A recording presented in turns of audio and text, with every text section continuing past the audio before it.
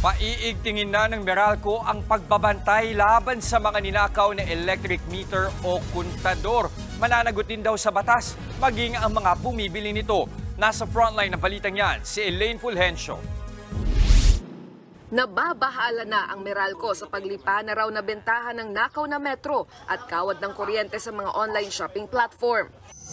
Sa kanilang datos mula sa halos 700 lang mula Enero hanggang Hunyo noong nakaraang taon, tumaas sa higit 1,000 at 100 ang mga napaulat na ninakaw na metro.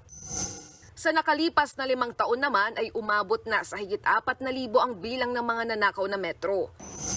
Nakikipagtulungan na raw ngayon ng Meralco sa mga pulis para masawata ang mga nasa likod ng nakawan. Babala nito, mananagot sa batas ang sinumang mahuhuling nagnanakaw ng kanilang metro. Ang sino mang lalabag dito ay maaaring maparusahan ng hindi bababa sa 12 taon. At meron din itong multa na kaakibat. So maaari rin maparusahan sa ilalim ng batas yung mga bumibili nito sa ilalim ng anti-fencing law. Paalala pa ng Meralco, libre lang nilang ibinibigay sa kanilang mga customer ang metro at hindi sila dapat magbayad para rito. May mga identifier din daw sila sa kanilang mga metro kaya madaling mabibisto kung ninakaw ang mga ito.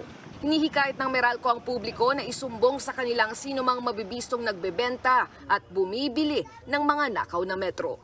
Nagbabalita mula sa Frontline, Elaine Fulgencio, News 5. Mga kapatid, Jess De Los Santos po, huwag magpahuli sa mga umaaksyong balita at napapanahong issue sa bansa. Para sa mas malawak na balitaan, mag-subscribe at mag-follow sa social media pages ng News 5.